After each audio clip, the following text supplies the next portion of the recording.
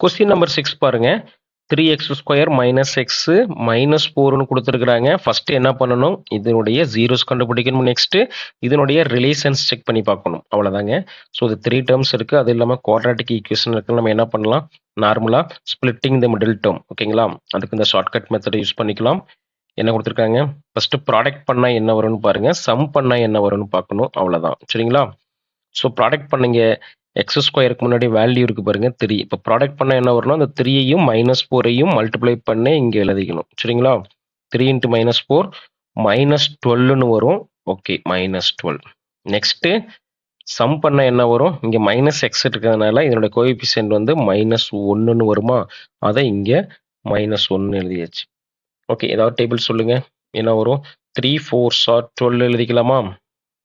3 4s are 12. Okay, அப்போ நம்ம subtract பண்ணால் நமக்கு என்ன வருது, இது வந்து சப்ராக்ட் பண்ணால் -1 வரும், அதே மல்டிப்ளை பண்ணால் நமக்கு -12 வரும். அப்போ சைன் எங்கே போடணும் அப்படின்னா, இது ஒரு சப்ராக்ஷன்றதுனால நம்ம இங்கே மைனஸ் இருக்கிறதுனால கிரேட்டஸ்ட் நம்பரில் மைனஸ் போடுங்க. ஓகே, அப்போ -4 இங்கே என்ன வரும், ப்ளஸ் வரும். அவ்வளோதாங்க. 3 - 4 மல்டிப்ளை பண்ணால் -12, சம் பண்ணால் -1 கரெக்டாக வந்துருச்சு. இப்போ நம்ம என்ன பண்ணுறேன் அப்படின்னா, ஸ்ப்ளிட் பண்ணிக்கிறேன் மிடில் டேர்மை. ஸோ என்ன பண்ணலாம், 3x² மைனஸ் எக்ஸ் எப்படி எழுத போகிறோம், ப்ளஸ் 3x -4xன்னு எழுத போகிறேன், சரிங்களா. நெக்ஸ்ட் இங்கே -4ன்னு இருக்கு, அப்படியே எழுதிக்கிட்டேன், பேலன்ஸ். ஓகே, இப்போ இந்த 2 டேர்மில் which is equal to 0 போட்டுக்கிறேன்.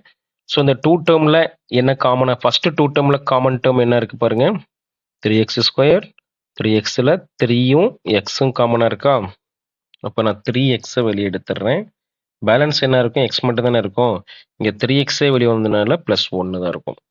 இப்போ அடுத்தது நமக்கு என்ன அப்படின்னா, வெரி சிம்பிள் தான். x + 1 தானே ப்ராக்கெட்டில் இருக்கு, இங்கேயும் முதல்ல x + 1ன்னு எழுதிக்கிங்க. x + 1, சரிங்களா. இப்போ என்ன வரும், இப்போ நீங்கள் இதில் இருந்து காமனாக என்ன எடுக்க முடியும்னு பாருங்க. இதில் இருந்து காமனாக என்ன எடுக்க முடியும், 4 காமனாக இருக்கு பாருங்க. அது இல்லாமல் மைனஸையும் வெளியே எடுத்துடணும். ஏன் அப்படின்னா அப்போ தான் நமக்கு ப்ராக்கெட்டில் x + 1ன்னு வரணும், சரிங்களா. ஸோ அப்போ -4ஐயே நான் காமனாக எடுத்துட்டா, இது ரெண்டையும் ப்ராடக்ட் பண்ணி பாருங்களேன், ஈக்குவலாக வரும். -4 × x -4x -4 × 1 -4 கரெக்டாக வருது. அவ்வளோதாங்க.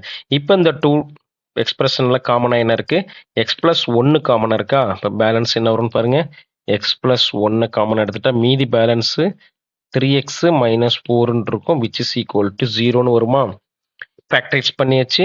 இப்போ நெக்ஸ்ட் என்ன பண்ணணும், ஜீரோஸ் கண்டுபிடிக்கணும். தனித்தனியாக ஈக்குவல் டு 0ன்னு போட்டுக்கலாமா.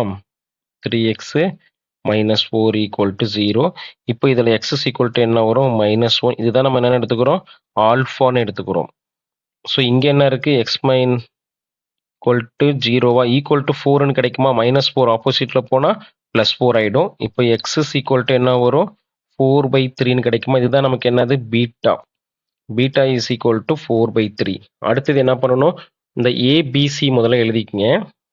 என்ன இருக்குன்னு பாருங்க, ஏபிசி. ஏ வந்து 3 வருதா, பி வந்து -1, சி -4.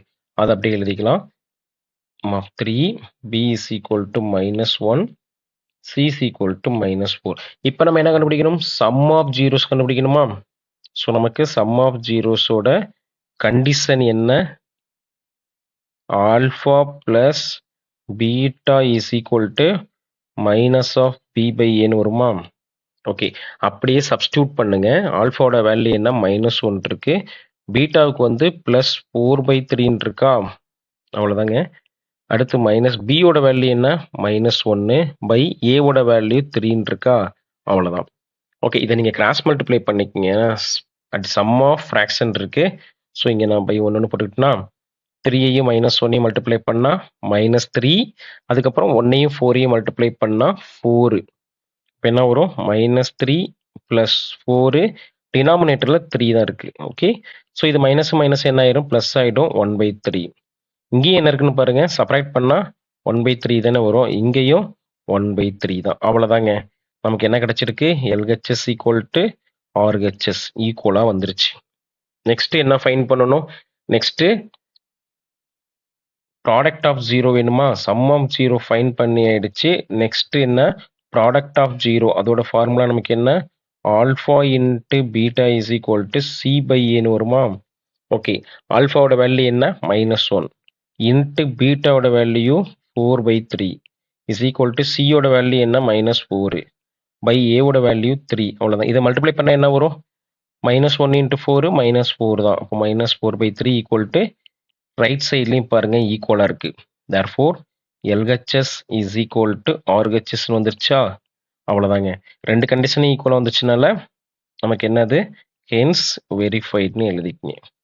That's all.